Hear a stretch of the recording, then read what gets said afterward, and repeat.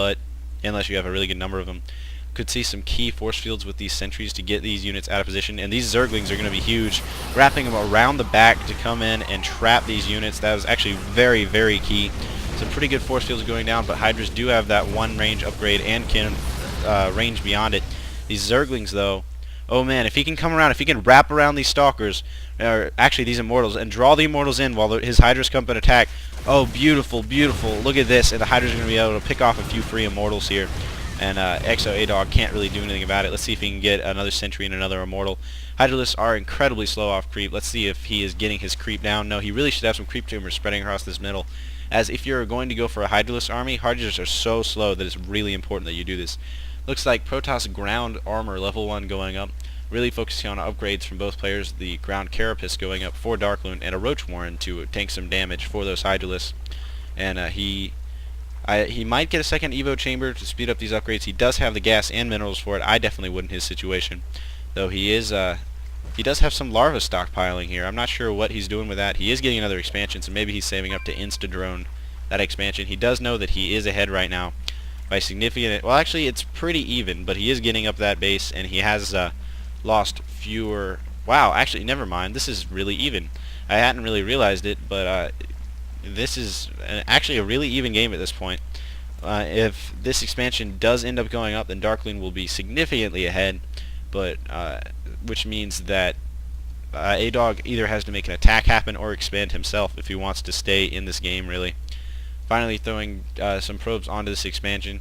Darkloon could really use some more saturation on the bases that he does have. Look at this, not many at all. He could have a huge advantage right now. If he just like held down the D button and aimed it at his base, he would have a huge worker advantage here. Don't want to be working off 2 base and have the same number of workers as the Protoss. That just means that when the Protoss gets his base up, he will have more. Though, looks like Darkloon has exploded with Harvesters and is now taking a significant lead, up by 11. Observer coming in for A-Dog. Nothing to spot here for Darkloon. Could morph an Overseer and keep it with his army. Actually, it's really advisable as, you know, even when not cloaked, DTs just do an insane amount of damage to Hydralisks. They'll take them down, I think, 2 hits, maybe 3. But if you get a DT mixed in there and you have to scramble to get an Overlord, you will use a lot of your army composition while you're waiting for that Overseer to morph. So either get a Spore Crawler here or get an an Overseer and bring it with your army. So many Zergs fall victim to that little trap. So I'm going to get a really, really good concave here, but I think he's got a little bit of an inferior army. These Roaches actually will probably tip the scales on that, though these Immortals will make short work of them.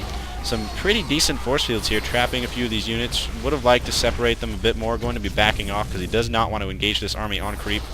Throwing down a force field, well, it doesn't really do much, but to try to hold this army back a bit so they come out in a sort of a double file line there.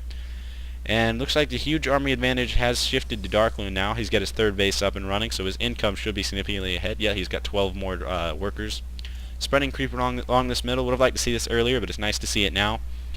And looks like he is going to be able to hold off any attacks that A-Dog sends at him with this number of Hydralisks on creep.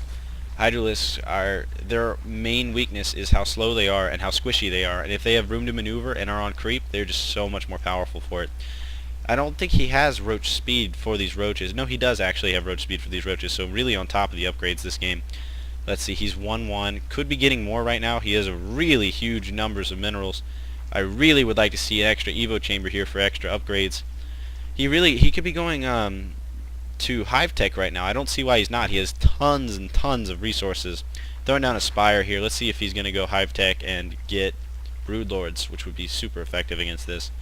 Though A-Dog taking an odd route and opting not to get Colossi. He is, however, going to get this Twilight Council. Let's see if he gets some High Templars in this mix. High Templars, very good against Hydralisks if you can get some good storms down on them. Like I said, they are very squishy. And it looks like Darkloon keeps all of his army on 1 hotkey. A lot of times, if you get good enough to do it, you want to keep your Roaches on 1 hotkey and your Hydras on the other. That way they're easier to handle in battle and to get them where you want to go. You can do it by double-clicking too. You just have to be very accurate with your mouse clicks. Looks like 1 Zealot going to come down here for A-Dog, try to do some poking at this, and maybe he can force an engage that Darkloon doesn't like, where his troops are separated if A-Dog does decide to push in right here. But it looks like that's not going to happen. He's probably setting up to grab another expansion. once he sees that this expansion is here, and he might try to move in and snipe this and move out and see if he can do it in time. He does know this is here now, though Darkloon is going to be moving back and rejoining with his army. He does have his army in this choke right here. Might want to get them out in the open ground so he can get a good concave. And now it's all a battle of posturing. It's all about where you can get your army. And for Adog, it's really about waiting until he's got those High Templars with their storm. Right now they do not have storm researched, or actually they do. They just do not have the energy for storms, and he needs to wait for them to have the energy for storms before engaging. And getting the Kydarian amulet upgrades so that his High Templars will have enough energy for storms when they come out. Looks like Adog going to be moving down to this tower, seeing everything that Darkloon has. It's a good idea, just posturing. Don't need to actually attack right now, though you need to attack soon if you're an Adog. Letting a Zerg macro unchecked is really bad, though he does need to get this third base up if he wants to stand a chance in this game. Honestly, though, Darkloon has such an advantage right now that it's not like it really matters. Look at that, he's got 1,000 more minerals because Adog has all of his probes bunched up here, not even mining. Looks like he is going to be moving them down here and trying to do this, but you know, Darkloon can see everything that's going on. I wouldn't be surprised if he took a small roach force and like this right here, moved them up here and tried to get some harassment in to try to catch this army out of position. But looks like an attack is going to move again for Adog. He has to do some damage. If he doesn't do damage, he will lose this game. Immortals out in the front going to be doing a lot. Ooh, very good storms, and Darkloon kind of just taking them there. They're dodging those next two. All of these Hydras are in very low health. Oh, beautiful storms going down, but is it going to be enough? I don't think so. Oh, but he's getting more. This is going to be actually a lot closer than it should be, though looks like Adog is going to be pushed back here to his line of Templar. They do now have the Kydarian upgrade and can storm. These storms are so key and will save him the game if he can do it. Let's see if he can get the storms that he needs. Throwing down 2 storms on top of each other. They do not stack, but he really needs to warp in more units right now. This is so crucial that he warp in some more units. Though it looks like Darkloon is going to already be enforcing this, and there's really not much Adog can do at this point. He has tons of minerals saved up, but he doesn't have the gas to warp in anything actually effective. Though if I were him, I would have, well, he needs more gateways more than anything. Why are you running off only 5 gateways on 2.5 bases? You need more gateways so that in clutch positions like this, where you have this many minerals and not a lot of gas, you can just warp in a bunch of zealots.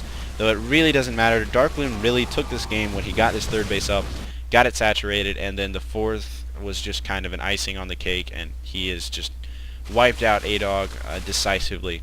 So guys, tell me, what do you think Adog could have done better? Leave it in as comments in talking about various points in the video. This might be a 2-part video, but I'm not sure, so I'm going to stop it soon to see if I can get it to 1 part. But anyway, thanks for watching, guys. I hope you enjoyed this, and don't forget to leave your comments. It's really important for this series if you do this. So anyway, thanks for watching, guys. Bye.